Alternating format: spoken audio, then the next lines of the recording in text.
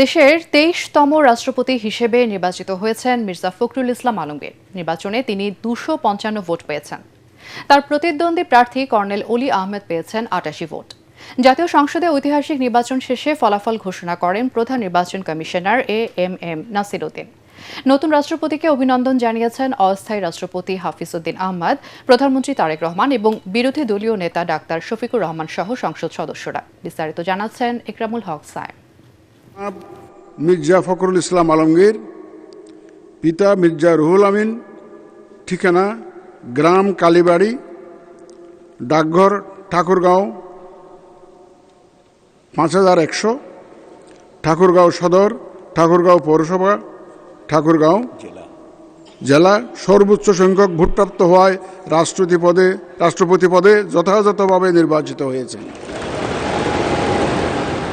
রাষ্ট্রের সর্বোচ্চ পদে কে আসীন হচ্ছেন তা আগে থেকেই জানা থাকলেও অপেক্ষা ছিল আনুষ্ঠানিক এই ঘোষণার।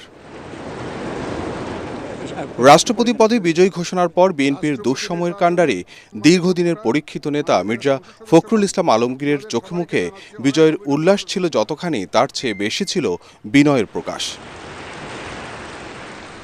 ফলাফল ঘোষণার পরপরই তিনি বুকে জড়িয়ে ধরেন বিরোধী দলীয় নেতা ডাক্তার শফিকুর রহমানকে।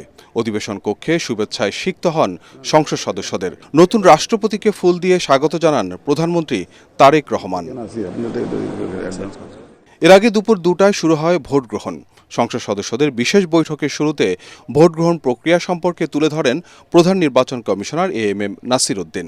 রাষ্ট্রপতি নির্বাচন আইন ১৯৯১ এবং রাষ্ট্রপতি নির্বাচন বিধিমালা ১৯৯১ অনুযায়ী ভোটদান পদ্ধতি এবং প্রাসঙ্গিক কিছু বিষয়ের প্রতি আপনাদের সানুগ্রহ দৃষ্টি আকর্ষণ করছে। প্রথমে ভোট দেন ভারপ্রাপ্ত রাষ্ট্রপতি হাফিজ উদ্দিন আহমদ, এর পরপর ভোট দেন ভারপ্রাপ্ত স্পিকার কায়সার কামাল। পরে প্রধানমন্ত্রী তারেক রহমান ও মির্জা ফখরুল ইসলাম আলমগীর ভোট দেন। সাদা কাগজে কালো কালিতে ছাপা ব্যালট পেপারে ভোট দেন ভোটাররা। বিকেল ৫টা পর্যন্ত চলে ভোট গ্রহণ। মোট ৩৪৯ জন সংসদ সদস্য নির্বাচনে ভোটার ছিলেন। তাদের মধ্যে ৩৪৩ জন ভোট দিয়েছেন।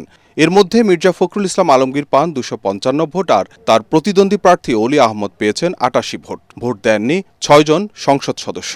নিয়ম রক্ষার হলেও গণতান্ত্রিক প্রক্রিয়ার শেষ ধাপ পর্যন্ত গড়ানোয় ২৩তম রাষ্ট্রপতি নির্বাচন ইতিহাসে দৃষ্টান্ত হয়ে থাকবে। যদিও ৭০ অনুচ্ছেদ বলবৎ থাকায় ক্ষমতাসীন দলের প্রার্থীর জয় নিশ্চিত ছিল আগে থেকেই। এখন দেখার বিষয়, বিএনপি মহাসচিব হয়ে মির্জা ফখরুল ইসলাম আলমগীর যেমন গুরুত্বপূর্ণ ও দায়িত্বশীল ভূমিকা পালন করেছিলেন, এবার রাষ্ট্রপতি হয়ে সরকার, বিরোধী দল ও সামগ্রিক রাজনীতিতে কতটা ভারসাম্যপূর্ণ ভূমিকা পালন করতে পারেন। সঠিক প্যাড আর সঠিক তথ্য দিয়ে এসব সামলে নিব এক হয়ে। Monalisa sanitary napkin. বিএনপির ৩১ দফায় ৭০ অনুচ্ছেদ তুলে দেওয়ার কথা থাকলেও সংবিধানে তা বহাল থাকায় সংসদ সদস্যরা ইচ্ছামতো ভোট দিতে পারেনি বলে জানিয়েছেন ১১ দলীয় ঐক্যের রাষ্ট্রপতি প্রার্থী কর্নেল অলি আহমেদ। রাজধানীর মহাখালীতে নিজ বাসভবনে রাষ্ট্রপতি নির্বাচনের প্রতিক্রিয়ায় এই কথা বলেন তিনি। অলি আহমেদ বলেন, রাষ্ট্রপতি কাকে চান এই প্রশ্নে বিভিন্ন জরিপে জনগণ তাদের মতামত দিয়েছেন, যেখানে তাকে ৬৮% জনগণ ভোট দিয়েছে বলেও দাবি করেন তিনি। এ সময় তিনি বলেন, সুশাসন এবং জবাবদিহিতা নিশ্চিত করা না হলে দেশের মানুষ শান্তিতে বসবাস করতে পারবে না। মির্জা ফখরুল ইসলাম আলমগীরকে ১১ দলের পক্ষ থেকে শুভেচ্ছা জানিয়ে দেশবাসীকে সাথে নিয়ে সুষ্ঠুভাবে দেশ পরিচালনা করার আহ্বান জানান কর্নেল অলি। মির্জা ফখরুল ইসলাম সাহেবকে রাষ্ট্রপতি হওয়ার জন্য আন্তরিক ধন্যবাদ জানাচ্ছি। একসাথে অনেকদিন কাজ করেছি। আপনার কাছ থেকে আমরা অনেক কিছু ভালো জিনিস আশা করি। সকল জিনিসের ঊর্ধ্বে উঠে দেশের মঙ্গলের জন্য কাজ করবেন, এটাই প্রত্যাশা। সংবিধানের ৭০ অনুচ্ছেদ স্বাধীন গণতন্ত্রের জন্য বাধা বলে মন্তব্য করেছেন বিরোধী দলীয় উপনেতা ও জামাতের নায়েবে আমির ডাক্তার সৈয়দ আবদুল্লাহ মোহাম্মদ তাহের। রাষ্ট্রপতি নির্বাচন শেষে ব্রিফিংয়ে তিনি বলেন, মির্জা ফখরুল ইসলাম আলমগীর জুলাই সনদ বাস্তবায়নে ভূমিকা রাখবেন। এছাড়া স্বরাষ্ট্রমন্ত্রী সালাউদ্দিন আহমেদ বলেন, সংবিধানের ৭০ অনুচ্ছেদ সংশোধন করা হবে। বিস্তারিত জানাচ্ছেন ইয়াসিন রানা। ৩৫ বছর পর অনুষ্ঠিত হল রাষ্ট্রপতি নির্বাচন। এই নির্বাচন অনেকটা আনুষ্ঠানিকতা হলেও এতে উৎসাহ উদ্দীপনার কমতে ছিল না। বেশিরভাগ সংসদ সদস্য প্রথমবারের মতো ভোট দিয়েছেন এই নির্বাচনে। এই নির্বাচনে সবচেয়ে বেশি আলোচনায় ছিল সংবিধানের ৭০ অনুচ্ছেদ, যাতে দলীয় সিদ্ধান্তের বাইরে ভোট দিলে সংসদ সদস্য পদ বাতিল হবার বিধান রয়েছে। এ নিয়ে বিরোধী দলীয় চিফ হুইপ নাহিদ ইসলাম বলেন, জুলাই সনদ বাস্তবায়ন না হওয়ায় অতীতের ফ্যাসিবাদী ব্যবস্থায় হলো রাষ্ট্রপতি নির্বাচন, যা গণঅভ্যুত্থানের প্রত্যাশা বিরোধী। তারা নির্বাচনের পর থেকেই বলে আসছিল যে অক্ষরে অক্ষরে তারা জুলাই সনদ বাস্তবায়ন করবে। তারা বলতেছে মুখে এই কথা, কিন্তু তারা দেখেন প্রত্যেকটা কাজ করতেছে আগের ধারাবাহিকতা।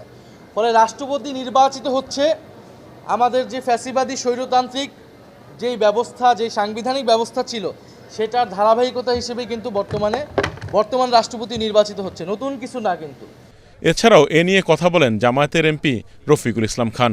৭০ অনুচ্ছেদের বাধ্যবাধকতার কারণেই অনেকেই আছে যারা স্বাধীনভাবে তাদের মত প্রকাশ করতে পারবে। বিরোধী দলীয় হুইপের বক্তব্যের বিষয়ে চিফ হুইপ নুরুল ইসলাম মনি বলেন, সংবিধান জেনে বিরোধিতা করতে হবে।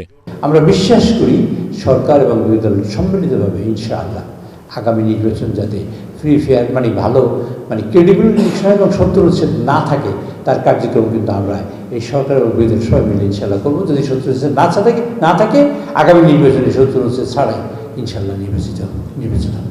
ভবিষ্যতে সংবিধান পরিবর্তন হলে সেভাবে নির্বাচন আয়োজন করা হবে বলে জানান স্বরাষ্ট্রমন্ত্রী সালাউদ্দিন আহমদ। জুলাই জাতীয় সনদে যেভাবে এগ্রিড হয়েছে ওইভাবে যদি ৭০ অনুচ্ছেদ সংশোধিত হয়ে যায় এবং তার পরবর্তীতে যখন রাষ্ট্রপতি নির্বাচন হবে তখন সেই ৭০ অনুচ্ছেদ অনুসারে হবে। নিশ্চিত পরাজয় জেনেও গণতন্ত্রের স্বার্থে রাষ্ট্রপতি প্রার্থী দেওয়া হয়েছে বলে জানান বিরোধী দলীয় উপনেতা ডাক্তার সৈয়দ আবদুল্লাহ মোহাম্মদ তাহের। বলেন, ৭০ অনুচ্ছেদ গণতন্ত্রের জন্য বাধা। আজকের নবনির্বাচিত প্রেসিডেন্টকেও আমরা অভিনন্দন জানাচ্ছি, কিন্তু এখন পর্যন্ত যেহেতু জুলাই সনদটি পার্লামেন্টে পাশ হয়নি, সেই কারণেই আমরা এই ৭০ অনুচ্ছেদ অ্যামেন্ডমেন্ট হয়নি এবং সে কারণেই যারা ভিন্নমত পোষণ করে তাদেরকে ভোট দেওয়ার সেই সুযোগটা আমরা দিতে পারিনি, এই জন্য আমরা দুঃখিত। রাষ্ট্রপতি জুলাই সনদ বাস্তবায়নে ভূমিকা পালন করবেন বলেও প্রত্যাশা ব্যক্ত করেন তিনি। নির্বাচিত প্রেসিডেন্ট নিরপেক্ষভাবে, দক্ষতার সাথে এবং দেশপ্রেমের পক্ষে উনি তার ভূমিকা পালন করবেন। আমরা আশা করি সরকার জুলাই সনদ বাস্তবায়নের জন্য সেখানে ভূমিকা নেবেন। রাষ্ট্রপতি মির্জা ফখরুল ইসলাম আলমগীর সবার জন্য অভিভাবকের দায়িত্ব পালন করবেন, এমনটাই মনে করেন এই জামাত নেতা।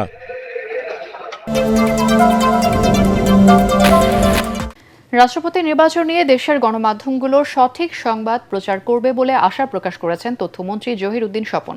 রাজধানীর বাংলাদেশ চীন মৈত্রী সম্মেলন কেন্দ্রে ২১ শতকের চাকুরির বাজারে নেতৃত্ব দিতে তরুণদের ক্ষমতায়ন শীর্ষক জব এক্সপোর উদ্বোধনী অনুষ্ঠান শেষে সাংবাদিকদের মন্ত্রী আরও বলেন, গণ অভ্যুত্থানের আকাঙ্ক্ষা জুলাই সনদ সব দলের অংশগ্রহণে বাস্তবায়ন করা হবে।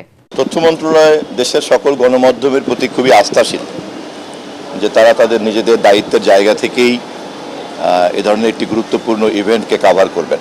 রাষ্ট্রপতি নির্বাচনের যে আনুষ্ঠানিকতা আমরা শেষ করতে যাচ্ছি, এর মধ্য দিয়ে এক নতুন দিগন্তের উন্মোচন করতে পারবো এবং গণমাধ্যম যেভাবে সহযোগিতা করছেন ভবিষ্যতে সেভাবেই সহযোগিতা করবেন বলে আমরা আশাবাদী। শেষবারের মতো অফিস করে বঙ্গভবন থেকে বিদায় নিয়েছেন অস্থায়ী রাষ্ট্রপতি মেজর অবসরপ্রাপ্ত হাফিজ উদ্দিন আহমদ। রাষ্ট্রীয় আনুষ্ঠানিকতার মধ্য দিয়ে রাষ্ট্রপতির কার্যালয় ত্যাগ করেন তিনি। বিদায়ের আগে প্রেসিডেন্ট গার্ড রেজিমেন্টের একটি চৌকস দল অস্থায়ী রাষ্ট্রপতিকে গার্ড অফ অনার জানায়। এ সময় বঙ্গভবনের বিভিন্ন বিভাগের কর্মকর্তারা তাকে ফুল দিয়ে বিদায় শুভেচ্ছা জানান। উপস্থিত সবার সাথে কুশল বিনিময় করেন মেজর হাফিজ উদ্দিন আহমদ। বিদায় অনুষ্ঠানে উপস্থিত ছিলেন রাষ্ট্রপতির সামরিক ও বেসামরিক সচিব সহ ঊর্ধ্বতন সরকারি কর্মকর্তারা। বিদায়কালে হাফিজ উদ্দিন আহমদ দেশের শান্তি, অগ্রগতি ও সরকারের সাফল্য কামনা করেন। গত ২৪ জুলাই তৎকালীন রাষ্ট্রপতি মোহাম্মদ শাহাবুদ্দিন স্বাস্থ্যগত কারণে পদত্যাগ করলে সংবিধানের ৫৪ অনুচ্ছেদ অনুযায়ী জাতীয় সংসদের স্পিকার হাফিজ উদ্দিন আহমদ ভারপ্রাপ্ত রাষ্ট্রপতির দায়িত্ব গ্রহণ করেন। বিএনপির ভারপ্রাপ্ত মহাসচিবের দায়িত্ব পেলেন দলের স্থায়ী কমিটির সদস্য রুহুল কবির রিজভী আহমেদ। দলের সহ দপ্তর সম্পাদক স্বাক্ষরিত প্রেস বিজ্ঞপ্তিতে জানানো হয়েছে, বিএনপির গঠনতন্ত্র অনুযায়ী রিজভী আহমেদকে ভারপ্রাপ্ত মহাসচিব হিসেবে মনোনীত করা হয়েছে। এর আগে দলের সাবেক মহাসচিব মির্জা ফখরুল ইসলাম আলমগীর রাষ্ট্রপতি পদে মনোনয়ন পাওয়ায় তিনি মহাসচিবের পদ থেকে অব্যাহতি নেন। এরপর থেকে দলের গুরুত্বপূর্ণ এই পদে কে আসছেন তা নিয়ে ছিল নানা জল্পনা কল্পনা। অবশেষে দলের দুঃসময় হাল ধরা রিজভী পেলেন ভারপ্রাপ্ত মহাসচিবের দায়িত্ব। দেশব্যাপী শুরু হয়েছে কলেরা টিকা ক্যাম্পেইন 2026।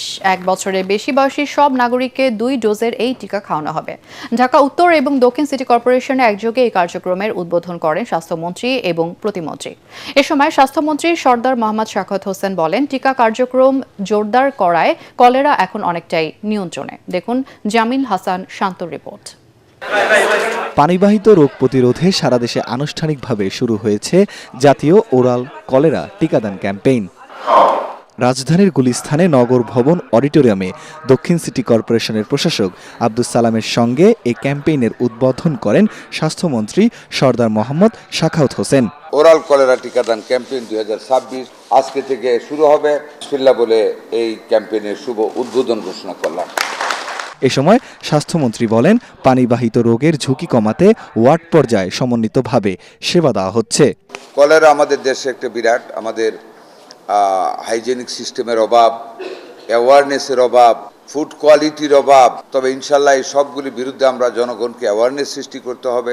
টিকাদানের পাশাপাশি নিরাপদ পানি সরবরাহ, উন্নত স্যানিটেশন ব্যবস্থা, যথাযথ স্বাস্থ্যবিধি অনুসরণ ও কার্যকর রোগ নজরদারি ব্যবস্থার সমন্বয়ের মাধ্যমেই কলেরা নিয়ন্ত্রণে দীর্ঘমেয়াদী সাফল্য অর্জন সম্ভব। এদিকে তেজগাঁয় উত্তর সিটি কর্পোরেশনের প্রশাসক শফিকুল ইসলাম খান মিল্টনকে সঙ্গে নিয়ে টিকা কর্মসূচির উদ্বোধন করেন স্বাস্থ্য প্রতিমন্ত্রী ডাক্তার এম.এ. মুহিত। আমরা চাচ্ছি যে সারা দেশে অসংখ্য মানুষ প্রতি বছর কলেরাজনিত ডায়রিয়াতে আক্রান্ত হয়। এই ভ্যাকসিনের মাধ্যমে সেটাকে প্রতিরোধ করা যাবে। ক্যাম্পেইনে গর্ভবতী নারী ছাড়া 1 বছর বয়সী শিশু থেকে শুরু করে সবাই বিনামূল্যে এই টিকা পাবেন। 22 আগস্ট থেকে 21 সেপ্টেম্বর প্রথম ডোজ এবং 26 সেপ্টেম্বর থেকে 25 অক্টোবর দেওয়া হবে দ্বিতীয় ডোজ। ঢাকায় মোট 308টি নির্দিষ্ট কেন্দ্রে এবং সারা দেশে জেলা এবং উপজেলায় নিয়মিত ইপিআই কেন্দ্র, কমিউনিটি ক্লিনিক, বিভিন্ন শিক্ষা প্রতিষ্ঠান এবং ভ্রাম্যমাণ টিকাদান টিমের মাধ্যমে কলেরা টিকা খাওয়ানো হবে বলে জানিয়েছেন স্বাস্থ্য বিভাগ।